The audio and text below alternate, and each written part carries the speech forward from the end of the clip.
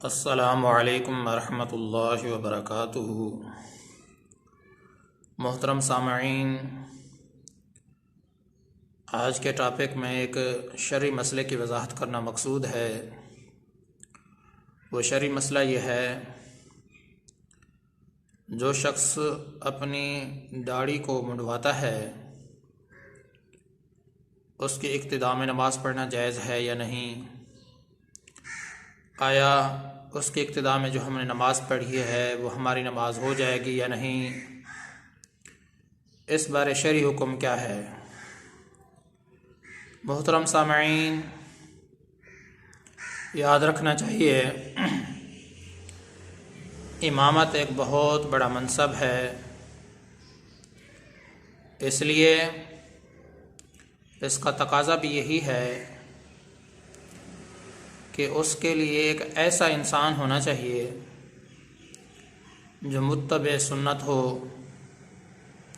नेक सालेह हो, इल्म रखने वाला शख्स हो। तो ऐसे शख्स को इमाम बनाना चाहिए,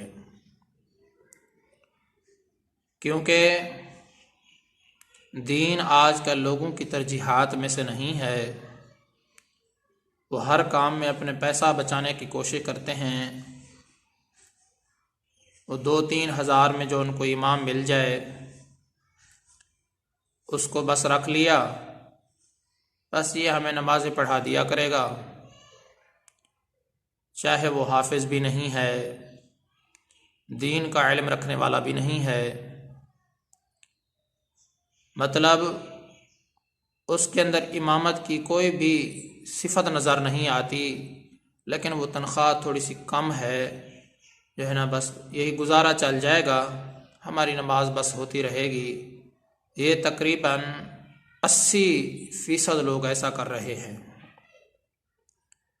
याद रखना चाहिए, फ़ुक़हाए किराम ने फरमाया है, अगर आप अपने अख्तियार से ऐसा इमाम चुनते हैं जो दाढ़ी कटवाता है, दाढ़ी मुंडवाता है, एक मुट्ठी से उसकी कम कम दाढ़ी है, तो ऐसे शख्स को फ़ुक़हाए किराम ने फरमाया है, ऐसे शख्स को अपने इख्तियार से इमाम बनाना, अपनी मर्ज़ी से इमाम बनाना मकरूह तहरीमी है।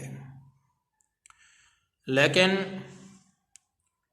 दीन का इल्म ना होने की वजह से, जहालत के ज़ोर पकड़ जाने की वजह से, अगर ऐसा इमाम आपको ना मिले जो इल्म रखने वाला भी हो, मुत्तकी नेक शख्स भी हो, सालेह इंसान हो, दीनदार हो, ऐसा शख्स अगर आपको मयस्सर ना हो, ऐसा शख्स अगर आपको ना मिल सके, तो फिर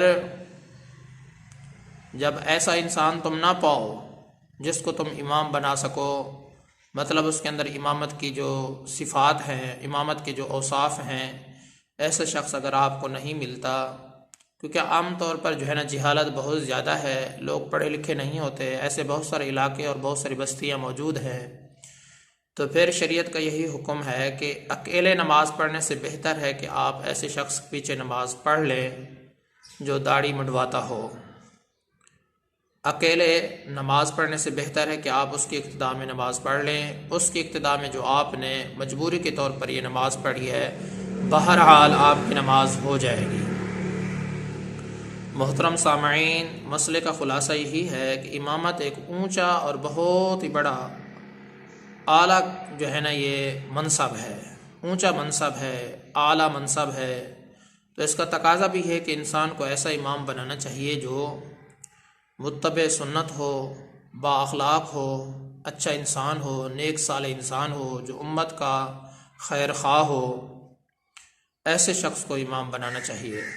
लेकिन अगर जहालत बहुत ज़्यादा है, आपको ऐसा इमाम नहीं मिल सकता, तो अकेले नमाज़ पढ़ने से बेहतर है कि आप जो दाढ़ी मुंडवाता है उसके पीछे आप नमाज़ पढ़ लें। आप लेकिन ये याद रखना चाहिए कि अगर आपको नेक साले इमाम मिल सकता है, इसके बावजूद भी आप अपने इख्तियार से ऐसे इमाम को चुनते हैं जिसकी दाढ़ी नहीं है, तो फिर तो फ़ुक़हाए किराम ने ही फरमाया है कि ऐसे शख्स को इमाम बनाना मकरूह तहरीमी है, बिल्कुल जायज़ नहीं है। लेकिन जहालत की वजह से आपको नेक साले इमाम मिलता ही नहीं है, तो फिर जब इमाम ऐसा मयस्सर ना हो तो फिर जो दाढ़ी मुंडवाता है उसकी इक्तिदा में नमाज़ पढ़ना अकेले नमाज़ पढ़ने से बेहतर है। आपने जो उसकी इक्तिदा में नमाज़ पढ़ी है तो आपकी नमाज हो जाएगी। अल्लाह तबारक व तआला से यही दुआ है कि अल्लाह ताला हम सब को दीन की सही समझ अता फ़रमाए। मैं आप सब की दुआओं का तलबगार हूँ। मोहम्मद सनाउल्लाह फ़ारूक।